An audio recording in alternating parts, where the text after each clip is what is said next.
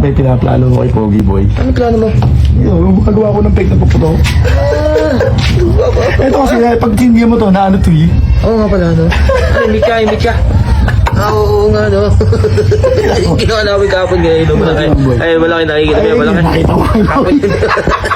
A few moments later.